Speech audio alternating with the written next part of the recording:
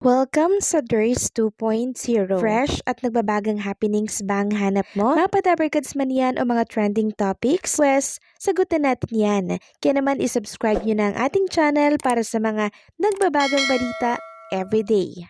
So ayun, welcome back again sa ating YouTube channel mga kadabarkads, and for today's video, ang pag-uusapan natin ay tungkol sa mga importanteng kaganapan sa loob at sa labas ng Itbulaga. At unahin nating pag-usapan itong pa-countdown po ng TBJ before Christmas. So 65 days na lang po mga kadabarkads, malapit na ang Pasko. At sabi nga dito, craving for some bibingka and puto bongbong.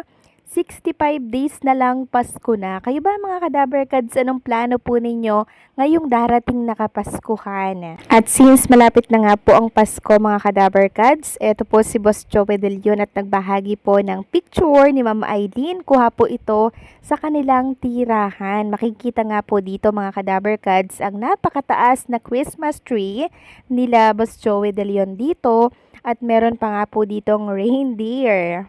So, ramdam na po talagang Kapaskuhan sa mga bahay ng Dabarkads natin. Isang patunay lamang na talagang malapit na po ang Kapaskuhan.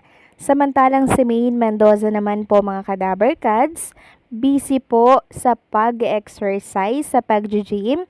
Kasama niya po si Maha Salvador, si Chami, and syempre ito pong si MJ Lastimosa, at ito pong si Shara Zoto. Kahapon nga po mga kadabarkads, nagbahagi po sila ng picture na magkakasama sila together. Sabi dito ni Maine Mendoza, "This is your Monday crew motivating you." At makikita nga dito mga kadabarkads, yung twinning na sasakyan po nina Maine Mendoza and Shara Zoto. Ang lakas talagang makaangas mga kadabarkads ng ganitong mga sasakyan, tapos babae po yung nagdadala, no? Ang angas! Samantalang lubos naman po ang pasasalamat ni Jane Jordan Avina sa KDR Adventure Camp. Sabi kasi dito ng KDR Adventure Camp, "Here are some snapshot from last night, KDR AZ at night, iconic voices.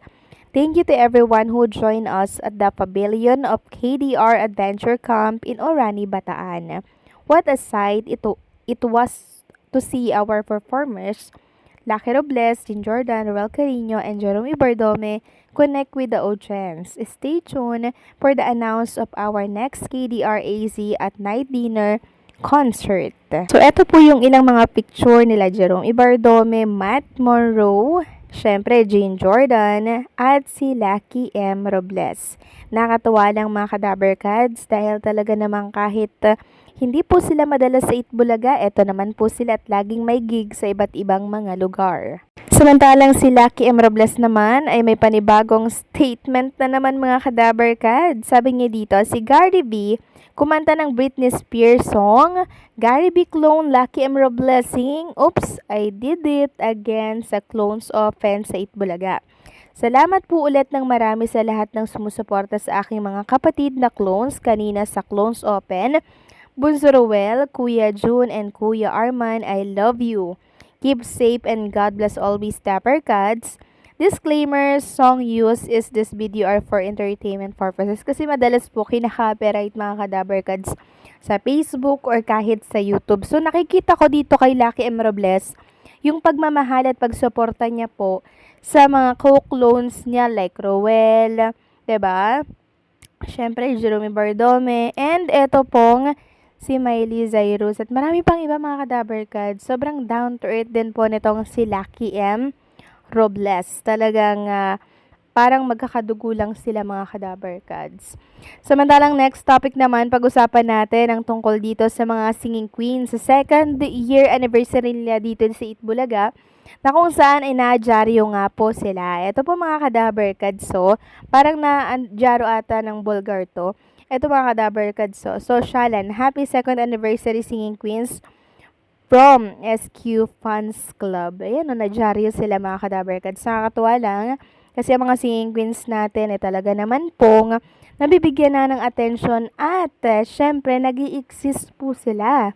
Talagang kilala na po sila dito sa ating bansa at syempre sa labas ng ating bansa. Samantalang kakapasok lamang po na balita mga Kadaber Kads, something big is coming for Jerome Ibardome. Kung inyo natatandaan mga Kadaber Kads, na topic na po natin ang tungkol dito nung time na nag-interview po si Jerome Ibardome sa isang international blogger na si Alex N. Channel. So, binulgar po doon ni Jerome Ibardome na meron po siyang malaking project, big concert na magaganap by December.